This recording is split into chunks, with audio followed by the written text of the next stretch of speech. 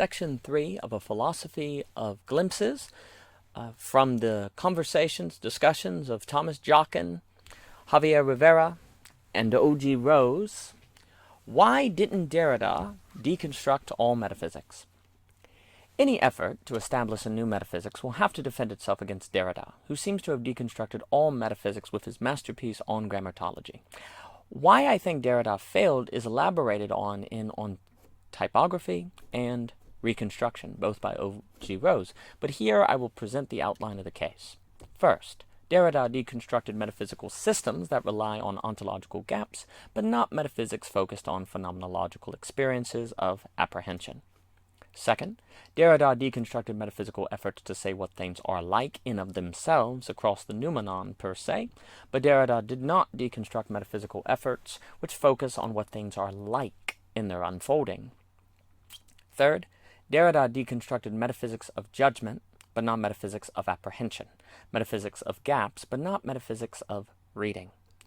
And fourth, Derrida deconstructed metaphysics which open gaps between surfaces and depths, parts and wholes, and so forth, but not metaphysics that do not. Derrida deconstructed metaphysics of gaps and judgment, but not metaphysics of experience and apprehension. In other papers, I say Derrida deconstructed the metaphysics of the book, but not the metaphysics of reading.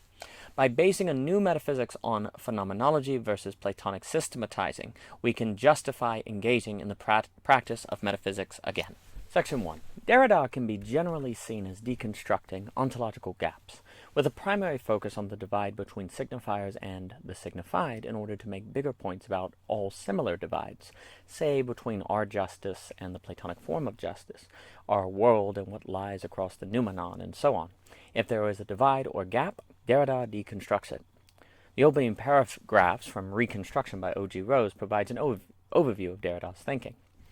For Derrida, all metaphysics was a metaphysics of presence, and any science of presence was metaphysics. By presence, Derrida means that which a given sign points to, and for Derrida, most things, if not everything, was a sign. For books, Derrida argued that there was no authorial presence outside the text signified by an apprehended proper name, which could absolutely control the text's meaning. In considering this, there was, in fact, no such thing as a book, only texts, since all writing resists totalization. For religion, Derrida argued that God, the possibility of determinate meaning, was impossible, or at least God as a being and totalized systems, and offered a final interpretation of being that could be known as the interpretation. There are benefits to this project, no doubt. First, systems and totalization can oppress and exclude minorities, and in resisting them, Derrida hopes to increase justice, as I think the work of James K. Smith on Derrida highlights well. Also, Derrida thinks certainty can entail a lot of unintended consequences, and I agree with him that we need to resist the temptation of certainty in favor of a more open way of life that breeds creativity and dynamism. To continue on Derrida's project, a goal of Derrida was to point out that everything is a sign and that every sign's failure is structurally determined, and thus nothing is a sign, for no sign makes present to what it points, and thus cannot be meaningfully called a sign. Like Kurt Gödel, Derrida was not wrong. All systems of signs rely on transcendentals not present in those systems for those systems to be held together as a totality. And since those transcendentals can never be signs in their systems, the systems aren't complete and so arguably aren't even really systems. In Christianity, Christ is a transcendental signified, but for the systems of the world, even if Christ exists, Christ cannot enter a house without tearing it down, per se. In my view, the quickest way to grasp Derrida's project is to, in fact, see him as the Kurt Gödel of philosophy. That might not be technically correct, but I think it gets the point across. Derrida shows that efforts for complete philosophical systems will prove erroneous, and also that metaphysics that believe ontological gaps can be crossed or filled will prove problematic. As argued in Reconstruction, though, Derrida does not end all metaphysics, and though certainty might be impossible, confidence is still with us. While Derrida does perhaps end the possibility for positive metaphysics, meaning metaphysics that makes present signified entities, Derrida does not end negative physics per se, from which positive metaphysics can be postulated indirectly. In other words, the end of a metaphysics of presence is not the end of a metaphysics of lacks, to use the language of Thomas Jockin. Section 2. As already stated, phenomenology is primarily an act of apprehension and moments versus an act of judgment and systematizing. Aristotle can be associated with phenomenology, while Plato can be associated with systematizing. Plato wants us to judge our efforts for a just society against the form of a just society, and for us to try to align our efforts with the Platonic ideal. Aristotle is not so interested in aligning X with capital X, capital letter X, per se. Rather, Aristotle is interested in the fact that we apprehend X being at all. Certainly, there are some ontological gaps to be found in Aristotle, but they are not central to Aristotelian metaphysics. Sure, perhaps Aristotle's belief that language corresponds in its structure to reality has been deconstructed by nominalism. I'm not enough of an expert to judge this debate, but even if this is true, I don't believe Aristotle's entire metaphysical system hinges on this dispute in the same way as does Plato's. Why? Hopefully this section of On Typography by O.G. Rose captures the spirit of the argument. Metaphysics isn't merely about the gap between the signifier and the signified, let alone hiding that gap, but a more complex game around how the striking of a precise balance of elements causes meaning to appear suddenly and all at once, as if it was always there. Aristotle was interested in that strange moment and corresponding balance, thus his focus on essence, form, and substance, and so worked to figure out the right interplay between the elements to explain ontological realities and corresponding meaning. This is primarily an investigation of reading, not gaps, of determining how we see suddenly and all at once a cat when we look at a certain phenomenon, in the same way we suddenly and all at once experience a meaning when we move from a random jumble of letters to cat, or a very small word cat to the word.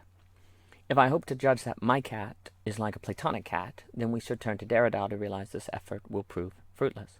But while Derrida ends the possibility of judgment as such, Derrida does not draw to a close an inquiry into the apprehension described by Aristotle. Again, this argument is elaborated on in Reconstruction and on Typography, both by O.G. Rose, but assuming the point stands, we can begin to understand why a new metaphysics must be phenomenological. For apprehension is a phenomenological experience bound up in the moment in which it occurs, while judging if a society is like the perfect society requires countless hours of internal and speculative reflection. I must think extensively about questions such as what is justice and what is murder versus killing. Significant philosophical reflection is required. Glances sounds exactly like the wrong remedy.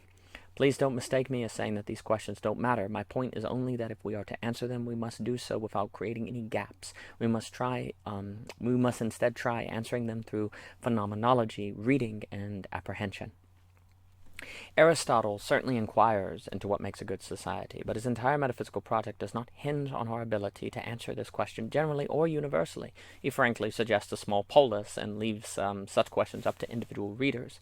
Yes, Derrida may have indeed deconstructed metaphysical systems that attempt to create the world in light of ideal and mental visions, but we still need to address the strange occurrence of how we are able to look at a bookcase and recognize it as that bookcase, that moment when form, substance, and essence all align. In a sense, we could say that Derrida deconstructs metaphysics of ideal construction, but not metaphysics of mysterious moments. To use language from On Typography, we could say that Derrida deconstructs the metaphysics of the book, but not the metaphysics of reading. To borrow from that paper again, yes, when we read cat, a gap opens between the word cat and the theme cat. But to stress the point, the gap appears after the act of reading and doesn't appear unless reading can occur, because a right balance of elements is struck. This means that even if Derrida is correct, that all ontological gaps must endlessly defer their subjects, and hence no metaphysical system can be complete, this insight alone doesn't address why metaphysics focused on the question of how reading works should be equally disregarded and deconstructed. Even if Derrida is right in his effort to take out Platonic metaphysics, metaphysics can remain relevant. Section 3. The metaphysical systems of perhaps Descartes or Kant, constructed primarily in the head, independent of experience, while in fact perhaps seemingly making an enemy of subjective experience, is not the business of the phenomenologist, who believes that our only hope of getting at what things are is by paying careful attention to how things unfold. In other words, if we are to determine essence, it must be by believing attributes and characteristics participate in and are extensions of essence, versus think attributes and characteristics are masks over essence, hiding it dualistically. But even if we ultimately can't get at what things are in of themselves, we can still get at what they are in their unfolding. and that by itself is worthy of philosophical effort.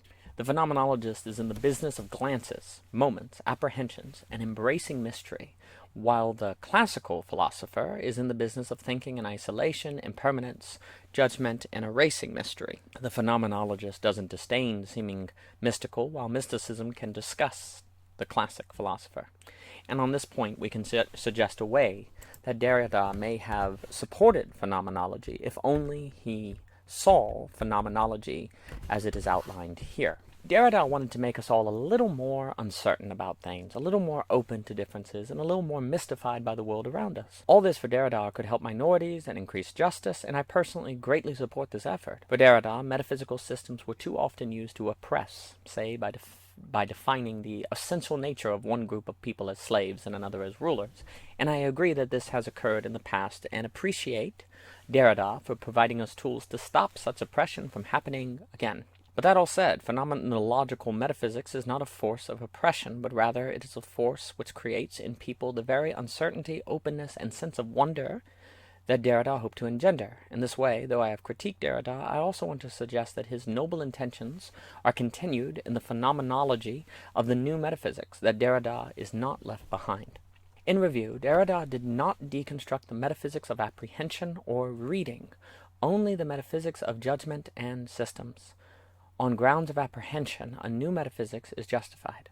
But what is it that a new metaphysics primarily apprehends? Something phenomenological and experience, yes? Well, are we so sure that Derrida's critique doesn't equally apply to experiences as it does to signifiers? Are not experiences present? This objection deserves significant consideration.